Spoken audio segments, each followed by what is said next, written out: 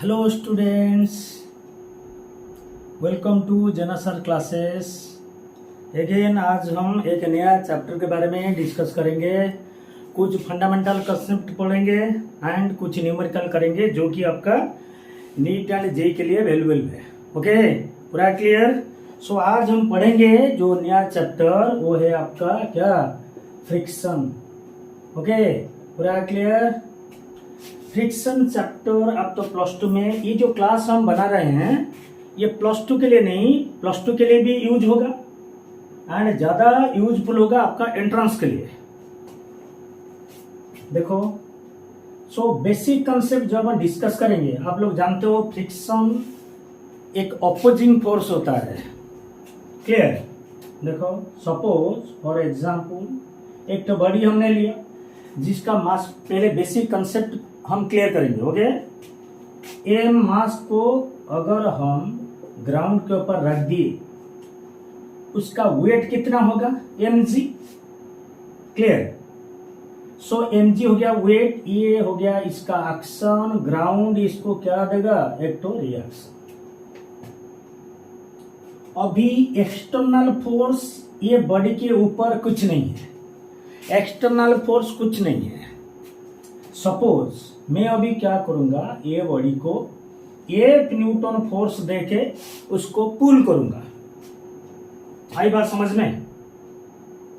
अगर ये फ्रिक्शन, देखो जब 1 न्यूटन फोर्स में अप्लाई करूंगा, देखो ये बॉडी एंड ग्राउंड फ्रिक्शन कहां पर होगा, जो जहां पर आपका दोनों सरफेस के अंदर, ओके, जब स्लाइडिंग होगा तब जाके फ्रिक्शन क्रिएट होगा। फ्रिक्शन आप जानते हो 2 टाइप का होता है। बेसिकली रोलिंग फ्रिक्शन तो है, लेकिन नॉर्मली हम क्या लेते हैं, static friction and kinetic friction. Okay, body जब तक रेस्ट में है तब तक उसको पर स्टैटिक फ्रिक्शन एक्ट करता है, जब बॉडी मोशन करेगा तब जाके काइनेटिक फ्रिक्शन आएगा। सो ये जो स्टैटिक फ्रिक्शन है ना, काइनेटिक फ्रिक्शन के अंदर दोनों के बीच में और एक फ्रिक्शन लाएगा, वो होता है आपका लिमिटिंग फ्रिक्शन। क्लियर? सो देखो, सो हम जानते हैं सपोज ये जो ब्लॉक एंड ग्राउंड के भीतर अगर कोफिशिएंट ऑफ फ्रिक्शन कितना होगा, म्यू।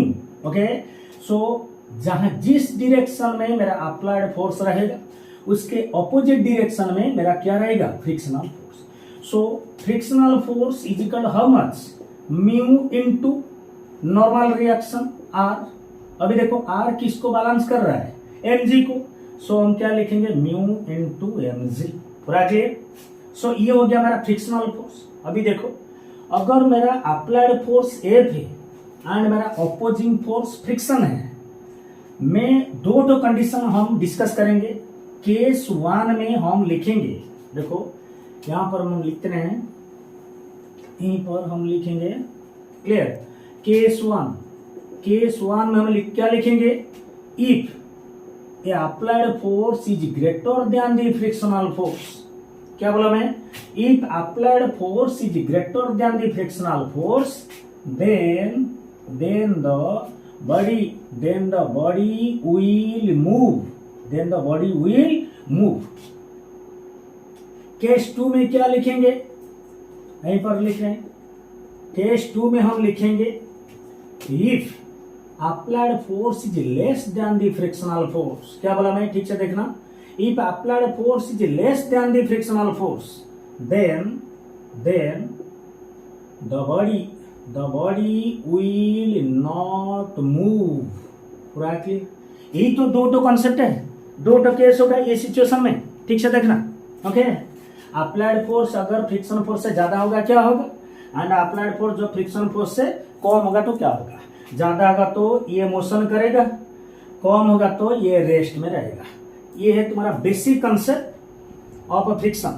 पूरा क्लियर? चलो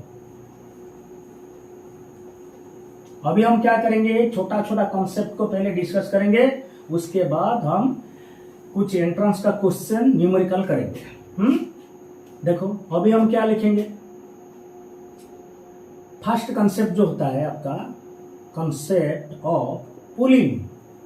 कॉन्सेप्ट ऑफ पुलिंग क्या मतलब है उसका, ठीक है। देखो सपोज एक तो बॉडी है, उसका मास है मेरा एम, वेट हो गया कितना mg, ओके, नॉर्मल रिएक्शन कितना r।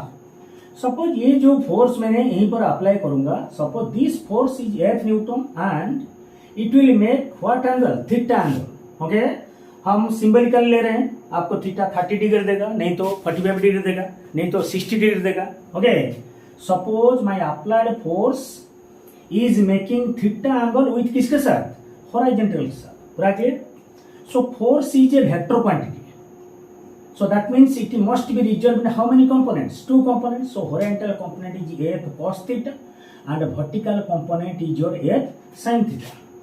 Suppose block and ground के अंदर आपका coefficient of friction let it be कितना mu, okay? So applied force जिस direction में रहेगा, friction उसका opposite direction में रहेगा. So friction किधर रहेगा आपका, इस direction में. सो नाउ देखो मैं फोर्स एक्चुअली अप्लाई कितना किया था, F न्यूटन, लेकिन ये पैरेलल फोर्स नहीं है, ये एंगल करके मैं दिया हूं। सो एंगल करके दूंगा मतलब पैरेलल डायरेक्शन में कितना फोर्स आ गया मेरा ग्राउंड के साथ, F Newton force. So F Newton force F cos theta जो होता है उसका जो कंपोनेंट है horizontal component, it is my now applied force and my opposing force is क्या, फ्रिक्शनल फोर्स, ओके। सो क्या लिखेंगे हम, केस 1 में क्या लिखेंगे हम, if F cos theta just greater then और इक्वल टू, ये क्वेश्चन एक तो आया था आपका थियोरेटिकल क्वेश्चन, एससी वर्मा में भी है, ओके। जो उसका ऑब्जेक्टिव 1 होता है वहां पर भी क्वेश्चन दिया हुआ है, F cos थीटा जस्ट देखो ग्रेटर देन होगा और स्लाइटली ग्रेटर देन होगा, नहीं तो इक्वल होगा।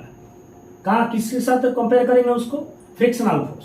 सो if F cos theta is just greater than equal to frictional force, then the body just slide, पूरा क्लियर।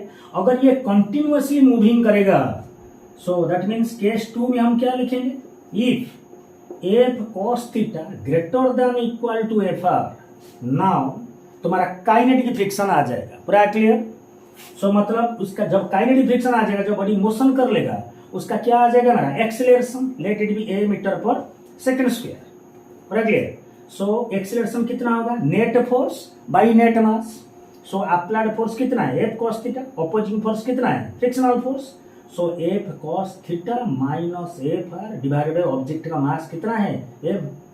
इजी है, बहुत इजी है, ओके है, क्लियर। सो इसको नोट डाउन करो, ये हो गया concept of pulling, okay. Same concept को अगर हम उल्टा कर देंगे, ओके, पूरा क्लियर। देखो हो गया,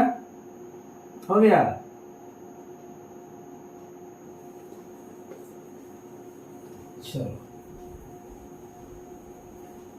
अभी देखो नेक्स्ट केस में हम क्या लिखेंगे, सपोज एक तो ऑब्जेक्ट है ग्राउंड के ऊपर रखा हुआ है, उसका मास है m, वेट कितना होगा mg, नॉर्मल रिएक्शन r। उसको अभी पुश करेंगे हम, ओके। कैसे पुश करेंगे, एक तो एंगल करके, suppose angle is theta, applied force is F newton, पूरा clear. So now force is again resolve into how many components, 2 components, ठीक है। देखो जब पुल कर रहे थे तब भी 2 कंपोनेंट में रिजॉल्व हुआ, अभी भी पुश कर रहे हैं पीछे से, that means force must be resolve in how many components, 2 components, that is F cos theta and F sin theta. So now question arise, what is the direction of F cos theta and what is the direction of the F sin theta? Okay, confuse मत होना।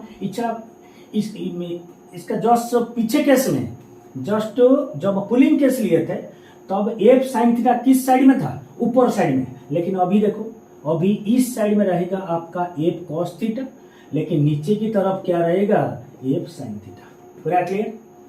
सो अभी अगर horizontal and vertical अगर हम उसको balance करेंगे, okay, सो क्या लिखेंगे, देखो ऊपर की तरफ कौन सा फोर्स रहा, normal reaction, so R is equal, देखो नीचे की तरफ रहा mg एंड क्या रहा F sin थीटा, सो क्या लिखेंगे mg plus F sin theta, ये हो गया इक्वेशन 1, ओके क्लियर। इसको हम क्या बोलेंगे, vertical equilibrium, for vertical equilibrium, equilibrium. So vertical equilibrium time में upward force and downward force क्या होगा, बैलेंस हो जाएगा। क्लियर। अभी देखो, अभी मैं ये ऑब्जेक्ट को, मेरा पुशिंग फोर्स कितना है, F cos theta. Suppose coefficient of friction कितना है, म्यू। सो अभी फ्रिक्शन का डायरेक्शन कौन सा साइड में रहेगा, इस साइड में, because the direction of the friction is just opposite to the direction of the applied force. So applied force is f cos theta and frictional force is f r. Okay, clear. So अभी हम निकालेंगे। सो इधर are हम निकाल, सो mu है मेरा F R by R, that implies frictional force कितना होगा, म्यू इनटू आर के जगह हम कितना लिख देंगे, M G plus F sine theta. हो गया। सो अभी फ्रिक्शन फोर्स निकल गया। अभी हम उसी तरह दो ठो केस में हम डिस्कस कर देंगे, सेम जैसे पुलिंग फोर्स था उसी पर्टिकुलर उसी तरीके से हम क्या निकल सकते हैं, जब applied force is less than the frictional force तो बॉडी स्लिप नहीं करेगा। जब applied force greater than the frictional force हो जाएगा सो बॉडी मोशन कर जाएगा एंड उसका एक्सीलरेशन भी आ गया। आई बात समझ में। ओके, चलो अभी क्या देखेंगे, अभी concept number 3, case number 3, motion of A block on A rough inclined surface। सो अगर कोई भी बॉडी, जब ये तो हो गया लास्ट 2 केसेस में हम क्या डिस्कस किए, जब ये हॉरिजॉन्टल सरफेस के ऊपर मोशन करेगा। ओके, अभी हम क्या देखेंगे, अभी सपोज मेरे पास एक तो इंक्लाइंड सरफेस है, let the angle of inclination is how much, theta. Suppose इसके ऊपर एक तो बॉडी मैंने रखा, ये पॉइंट है ए, ये पॉइंट है बी, इसका मास है कितना एम, सो वेट कितना होगा एम जी। सो ये अगर थीटा हो गया, ये कितना हो जाएगा थीटा। सो इधर आज एम जी इज और what, gravitational force. Okay, so m g ये कॉम्पोनेंट हो जाएगा m ji cos theta and इसी डायरेक्शन में आ जाएगा आपका कितना m ji sine theta. And a block action दे रहा है इंक्लाइन सरफेस को, इंक्लाइन सरफेस उसको क्या देगा, रिएक्शन। सो रिएक्शन कैसे रहेगा, इस डायरेक्शन में।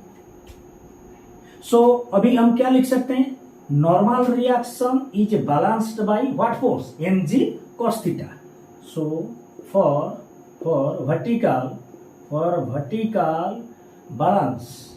vertical balance R is equal to mg cos theta. हो गया। लेट अभी हम क्या लेंगे, ब्लॉक एंड इंक्लाइन के अंदर सपोज कोएफिशिएंट ऑफ फ्रिक्शन कितना है, mu. Coefficient of friction is mu. So अभी ब्लॉक का मोशन सपोज नीचे की तरफ होगा, सो फ्रिक्शन किस तरफ रहेगा, इस तरफ फ्रिक्शन रहेगा, इस तरफ। आई बात समझ में। सो ये ब्लॉक कब नीचे की तरफ मोशन करेगा, ठीक से देखो, ये ब्लॉक कब नीचे की तरफ मोशन करेगा, जब downward force must be greater than the frictional force. हो गया। सो अभी क्या निकालेंगे, कैलकुलेशन। आप देखो ये पॉइंट है ए, ये पॉइंट है बी। ये सेम क्वेश्चन से हम 3 कॉन्सेप्ट डिस्कस करेंगे। जब ए से बी तक आएगा उसका एक्सीलरेशन कितना है, एंड ए से बी तक जब आएगा उसका वेलोसिटी कितना है, एंड ए से बी तक जब आएगा कितना टाइम लगेगा। सपोज ए से बी तक, यहां पर मैं लिख रहा हूं ए से बी तक, suppose length is how much, L distance travel करेगा। सो पहले हम एक्सीलरेशन निकालेंगे, उसके बाद वेलोसिटी निकालेंगे, उसके बाद टाइम टेकन निकालेंगे।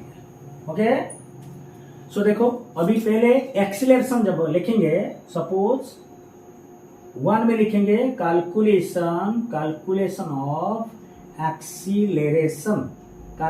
Of acceleration. सपोज इसका एक्सीलरेशन को मैंने कितना लिया, a metre per second square. पूरा क्लियर। सो डाउनवर्ड फोर्स कितना है, एम जी साइन थीटा। अपोजिंग फोर्स कितना है, एफ आर। सो पहले एफ आर को निकाल देते हैं। फ्रिक्शनल फोर्स कितना आएगा, F R is equal to mu into R. That means mu into R के जगह हम कितना लिखेंगे, एम जी। बैलेंस हो गया ना, ये वर्टिकल इक्विलिब्रियम है। सो आर किसके साथ बैलेंस होगा, एम जी कॉस थीटा। सो क्या लिखेंगे हम, एम जी cos theta. So friction force आ गया हमें। सो अभी डाउनवर्ड फोर्स कितना है, mg sin थीटा। सो नीचे की तरफ force mg sin theta and upward की तरह है फ्रिक्शनल फोर्स। सो क्या लिखेंगे, ये must be greater than the frictional force. So acceleration कैसे आएगा, net downward force minus net upward force divided by total mass. So acceleration हम क्या लिखेंगे, mg sin theta minus mu mg cos theta divided by object का mass कितना है m। Okay, सो देखो m cancel हो गया, g कॉमन चला गया, g इंटू कितना आ गया sin theta minus mu cos theta. So this is the expression for easy concept है। ओके, आपको मालूम होगा। सो एक्सीलरेशन आ गया आपका g into sin theta minus mu cos theta. So जब एक्सीलरेशन हम निकाल दिए, अभी हमको क्या पूछेगा, ओके अभी पूछेगा नंबर 2 में calculation of velocity during motion. Okay, so calculation of velocity, जब ए से, सपोज ये बॉडी को मैंने ए से छोड़ा एंड कैसे छोड़ा रे, जब रेस्ट से, कहां से छोड़ा मैं, रेस्ट मतलब इनिशियल वेलोसिटी कितना होगा, 0। पूरा क्लियर। सो मतलब कौन सा इक्वेशन यूज करेंगे, इसको मैं मिटा देता हूं। देखो, सो काइनेमेटिक का जो इक्वेशन होता है v square minus you square equal to 2as। So v square minus you square equal to 2as, लेकिन यहां पर u कितना है, मैं रेस्ट कंडीशन से रिलीज किया हूं। सो मतलब इनिशियल वेलोसिटी है 0, that means v square minus 0 equal 2 into a into s के जगह कितना डिस्टेंस कवर करेगा वो, l distance. Okay, 2al। Clear. So v कितना होगा, v इजिकल टू 2al का रूट ओवर। सो ये तो पहले से हम निकल चुके हैं, दैट मीन्स v कितना होगा, 2 into g into sine theta minus mu cos theta into l root. हो गया, ये हो गया हमारा सेकेंड डेरिवेटिव फॉर क्या, वेलोसिटी के लिए। लिख लो। सो ए से बी तक जब आया, एक्सीलरेशन हम निकाल दिए, वेलोसिटी निकाल दिए। अभी हम देखेंगे कितना टाइम लगेगा ए से बी तक आने के लिए। सो उसके लिए हमको कौन सा, फिर again we have to apply the kinematic equation. Rest से छोड़ा हूं मैं। ओके, अगर रेस्ट से नहीं छोड़ूंगा, सो अगर इनिशियल वेलोसिटी होगा, सो कोई दिक्कत नहीं है, आप उसी में डायरेक्ट डाल देना, v square minus you square equal to 2s, u वहां पर रहेगा। सो नंबर 3 में आएगा time taken to reach the button, time taken to reach the button. So कौन सा काइनेमेटिक इक्वेशन यूज करेंगे हम, s equal to ut plus half at square. हो गया। सो अभी देखो एस के जगह कितना डिस्टेंस हम लिखेंगे, कितना डिस्टेंस कवर करेगा, l। So l equal, u तो 0 है, 0 into T plus half into at square, that means t square equal to 2 into l by a, that implies t equal to 2l by a का root over. So ये तो हमको मालूम है। So that means t is equal to 2 into L divided by g into sin theta minus mu cos theta। हो गया।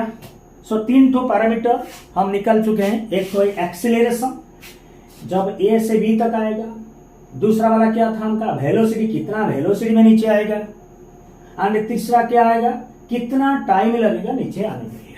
हो गया। एक तो कॉन्सेप्ट में 3 ठो क्वेश्चन चला गया। पूरा क्लियर।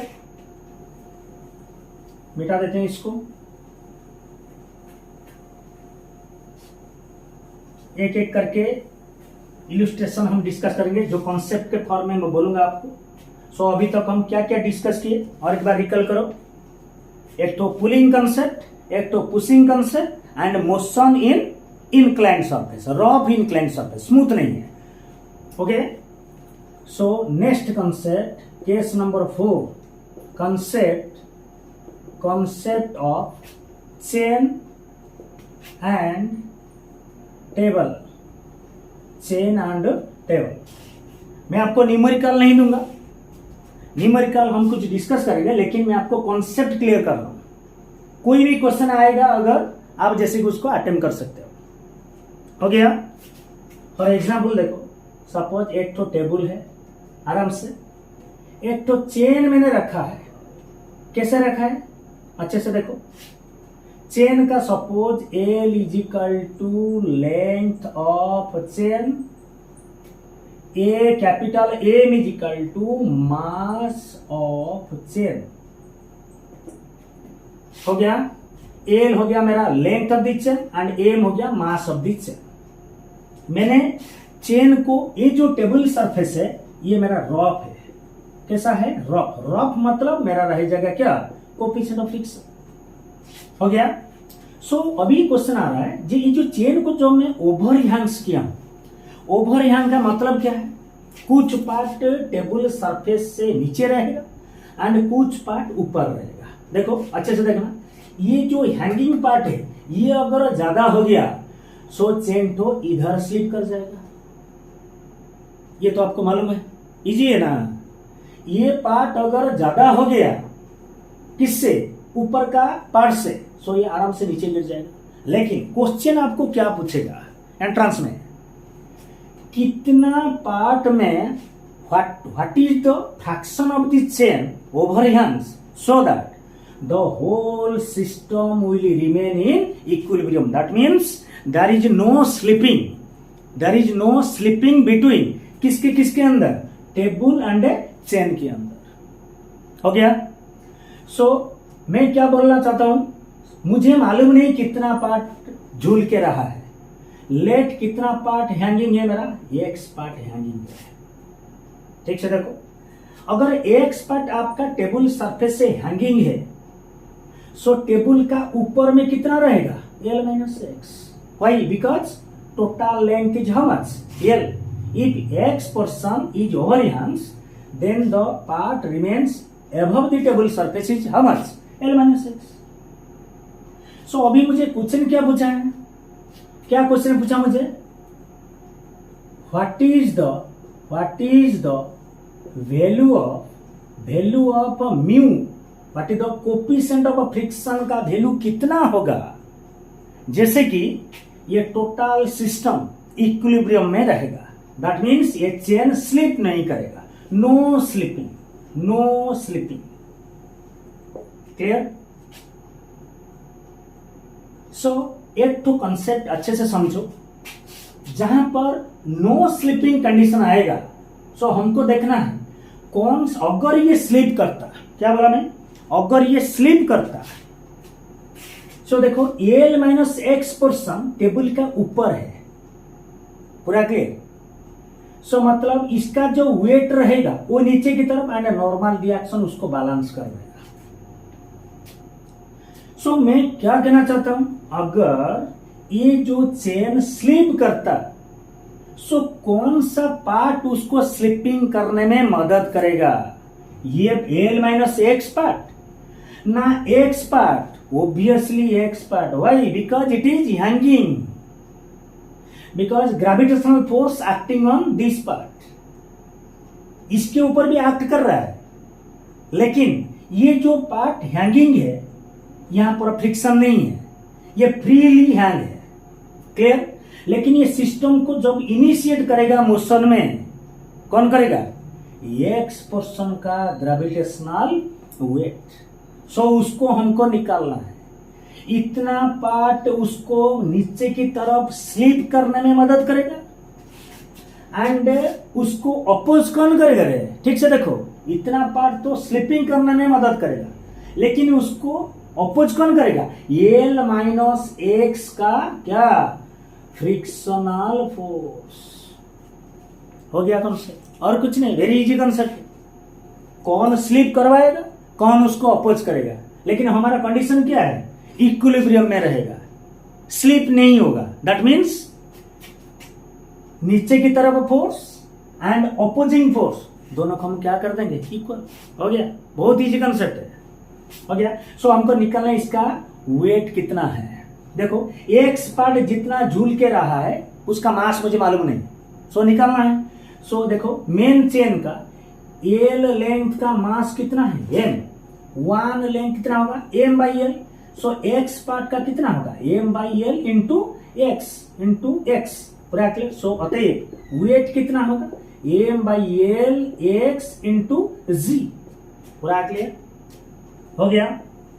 सो इतना जो वेट है ऑब्जेक्ट जो हैंगिंग पार्ट है वो चेन को स्लिपिंग करने में मदद करेगा, लेकिन उसको अपोज कौन करेगा एल माइनस एक्स का क्या फ्रिक्शनल फोर्स, सो उसको भी निकालना है।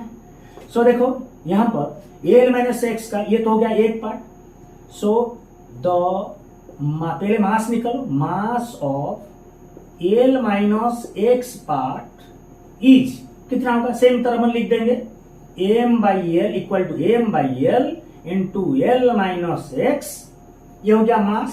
अतः वेट कितना हो जाएगा M by L into L minus x into G, equation 2। So ठीक से देखो दो ठो मास हम निकाल चुके हैं, एक तो हैंगिंग पार्ट का एंड जो टेबल सरफेस के ऊपर जितना पार्ट है एल माइनस एक्स का, हो गया। उसके बाद हम क्या लिखेंगे, देखो ये तो हो गया ऊपर का, अभी फ्रिक्शनल फोर्स निकालेंगे। फ्रिक्शनल फोर्स कितना होगा देखो, frictional force F R equal कितना म्यू इंटू आर। सो ये जो नॉर्मल रिएक्शन है वो किसके साथ समान हो जाएगा weight of the l minus x part. So vertical equilibrium ना, आर किसको बैलेंस कर देगा weight of the l minus x part. So क्या लिखेंगे हम म्यू इंटू आर के जगह हम क्या डाल देंगे M by L into L minus x into g, हो गया। सो म्यू इंटू आर, ये हो गया मेरा फ्रिक्शनल फोर्स। अभी देखो पुलिंग फोर्स कितना है m by L into x into g, ये हो गया पुलिंग फोर्स, ये हो गया मेरा अपोजिंग फोर्स, हो गया। सो अभी हम क्या लिखेंगे, अभी हम क्या लिख सकते हैं for no slipping, for no slipping of the chain, no slipping of the chain, that is your what condition at equilibrium, at equilibrium condition, equilibrium condition क्या लिखेंगे हम the downward force is equal to balance होगा, किसके साथ balance हो जाएगा frictional force, balanced by the frictional force. हमको क्या निकलना है बेटा, वो हमको क्वेश्चन में क्या पूछेगा म्यू का वैल्यू कितना होगा ताकि ये होल चेन कहां पर स्लिप नहीं होगा, रेस्ट कंडीशन में रहेगा। ओके, सो क्या लिखेंगे हम, बोलो डाउनवर्ड फोर्स कितना है m by L into x into g, frictional force कितना है mu into m by L into L minus x into g, पूरा क्लियर काट दो, जितना कैंसिल होगा m m clear, g g भी कैंसिल हो गया। सो लेफ्ट साइड में कितना रहा सॉल्व कर दो उसको आराम से जल्दी करो। एक्स इजिकल टू देखो म्यू एल मल्टीप्लाई कर दो माइनस म्यू एक्स, हो गया। इसको इधर साइड ले आओ, सो एक्स कॉमन इधर साइड लेफ्ट साइड आ जाएगा 1 plus mu equal to mu L, और हमको म्यू निकालना ना एक्स नहीं। ओके, हाँ ये भी एक बढ़िया कॉन्सेप्ट आ गया। देखो ये गलत नहीं है, देखो अगर एक्स पोर्शन हैंगिंग है सो हमको क्या पूछेगा म्यू पूछेगा।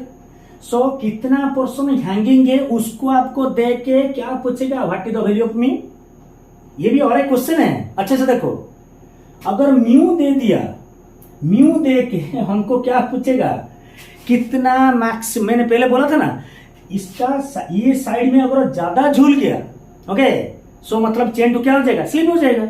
सो हमको ये भी और एक अच्छा क्वेश्चन निकल गया हमारा। सो कितना एक्सेस पोर्शन हैंग हो सकता है ताकि होल चेन इक्विलिब्रियम में रहेगा, निकाल दो इसको। सो कितना ये रहेगा बोलो, ये आ जाएगा तो mu l that implies x कितना आ जाएगा mu l 1 plus mu. Okay, so ये क्वेश्चन से ये जो कंसेप्ट आया यहां से भी तुम म्यू का वैल्यू भी निकाल सकते हो आराम से, कोई दिक्कत प्रॉब्लम नहीं है। सो इसका जो क्वेश्चन आता है फ्रिक्शन रिलेटेड, दो ठो कॉन्सेप्ट आता है, इसके बारे में और नहीं क्वेश्चन पूछेगा। क्या क्या पूछेगा देखो, म्यू दे के तुमको एक्स पूछेगा, नहीं तो एक्स दे के आपको क्या पूछेगा, म्यू पूछेगा। दो ही तो क्वेश्चन है, कितना म्यू होगा ताकि सिस्टम इक्विलिब्रियम में रहेगा। एंड सेकंड कंसेप्ट में क्या पूछेगा, म्यू देने के बाद एक्स पूछेगा, नहीं तो एक्स देने के बाद तो म्यू पूछेगा। बस इतना ही, क्लियर। ये बढ़िया कंसेप्ट है, लिखो इसको। सो यहां से हम एक्स भी निकाल सकते हैं, म्यू भी निकाल सकते हैं। सो आप तो जानते हो म्यू इज ऑलवेज कितना, लेस देन 1। ओके, हो गया। चलो मिटा देते हैं उसको, बढ़िया कंसेप्ट है।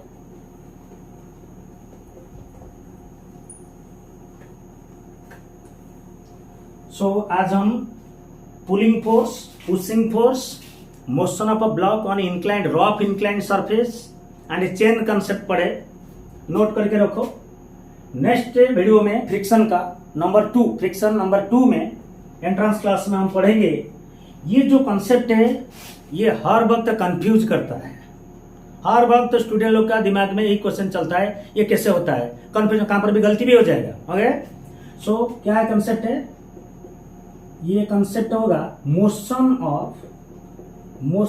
Of one block on another block. ये सबसे इंपॉर्टेंट है, इसको नोट करके रखो। हम डिस्कस करेंगे न्यूमेरिकल के साथ, कंसेप्ट के साथ। Motion of one block on another block, diagram में हम कर देते हैं, आप नोट करके रखो। M1 block, M2 block, suppose यहां पर कोफिशिएंट फ्रिक्शन म्यू, यहां पर coefficient friction 0, that means smooth surface. यहां पर मैंने फोर्स दूंगा। ये तो सैंपल क्वेश्चन मैंने बता दिया आपको, नेक्स्ट वीडियो में डिस्कस करेंगे। सो क्वेश्चन क्या पूछेगा देखो, दो ठो ब्लॉक है, M2 ब्लॉक ग्राउंड के ऊपर रखा हुआ है एंड M1 ब्लॉक M2 के ऊपर रखा हुआ है। अभी देखो M1 M2 के अंदर कोफिशिएंट ऑफ फ्रिक्शन कितना है, म्यू। मैंने क्या किया, M1 ब्लॉक को कितना फोर्स दे दिया, 8 न्यूटन। ये सबसे, जितना भी फ्रिक्शन का कंसेप्ट है, सबसे इंपॉर्टेंट कंसेप्ट यही होता है, motion of one block on another block. इसको पर्टिकुलरली हम एक तो क्लास लेंगे पूरा, जितना भी रिलेटेड क्वेश्चन है हम डिस्कस कर देंगे। सो क्वेश्चन क्या पूछेगा, जब when 8 Newton force is applied on M1 block.